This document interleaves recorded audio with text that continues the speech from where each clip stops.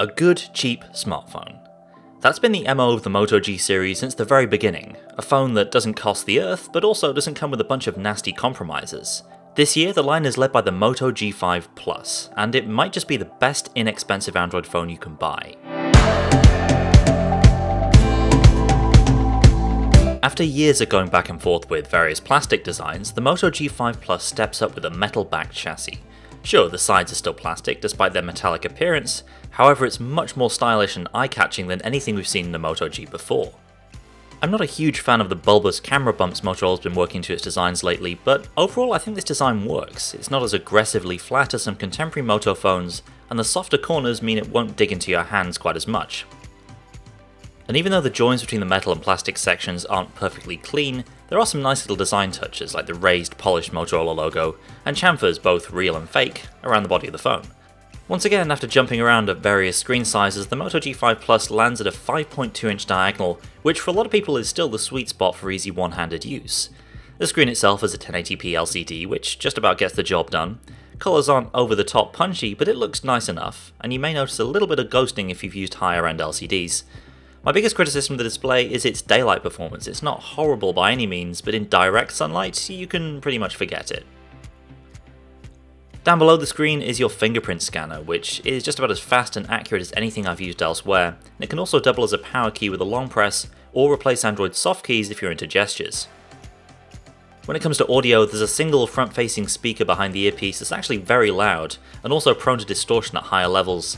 And actually prepare yourself when you turn this thing on for the first time. That loudspeaker is leveraged to blast you with some early 2000s nostalgia. Hello, Moto.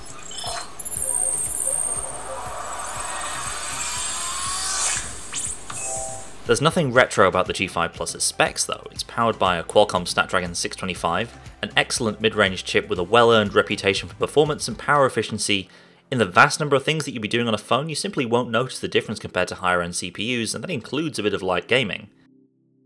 RAM and storage is all over the map depending on where you buy the G5 Plus. Here in Europe, I've been using the model with 3 gigs of RAM and 32 gigs of storage, which is the middle-of-the-road spec. In other regions, there are models with 2 gigs and 4 gigs of RAM, or 16 gigs and 64 gigs of storage. In any case, the version I've been using handled my multitasking needs with ease, and I didn't run into any problems with app reloads or anything like that.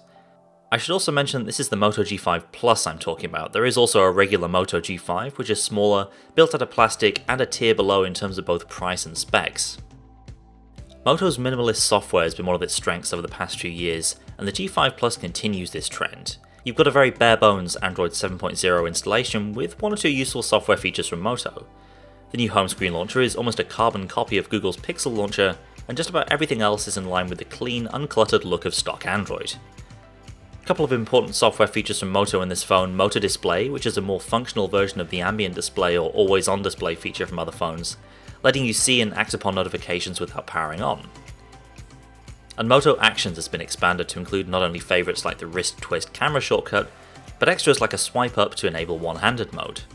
And really that's it. There's not a whole lot of extra software craft here, just as we come to expect from the Moto G series. That's part of why the G5 Plus has excellent battery life, also helped along by the efficient hardware and an ample 3000 mAh battery. I often got to the end of the day with well over 50% in the tank, and even with heavier use on LTE, I never ran out of power before the end of the day. For extra fast refills, there's turbocharging built in. That's Motorola's rebadged version of Quick Charge 2, though you'll be charging over the older micro USB standard, not the new reversible Type-C used by many newer Android phones. So far, so good. These are things that a lot of affordable phones do well these days, but the camera is where many of them trip up, which is why it's great to see a rear camera that's surprisingly good in the Moto G5 Plus. It's a 12 megapixel sensor with 1.4 micron pixels behind an f1.7 lens, which means, on paper, it's basically the same as the Galaxy S7's camera, only without optical stabilization. While you're certainly not going to get flagship quality shots out of it all the time, especially in lower light, I've been really impressed by what I've been able to eke out of the G5 Plus's camera, especially the rich bokeh you get in close-up shots thanks to that bright lens.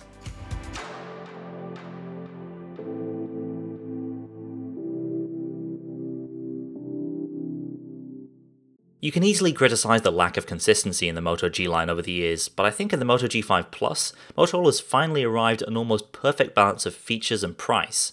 For £250 in the UK and $229 US, you're getting a phone that nails the fundamentals and exceeds expectations in other areas like battery and camera. As for reasons not to buy, you've got Moto's shaky track record with software updates. My review unit was still running the January security patch in late April, and don't count on a timely update to Android O when that lands if Moto's track record is anything to go by. Still, for a price tier replete with compromised, imperfect devices, the Moto G5 Plus stands out as an excellent handset, and certainly the best cheap Android phone of the year so far. That's it for now. Be sure to subscribe so you don't miss more of the latest Android reviews and opinions as they land. Thanks for watching, and I'll see you next time.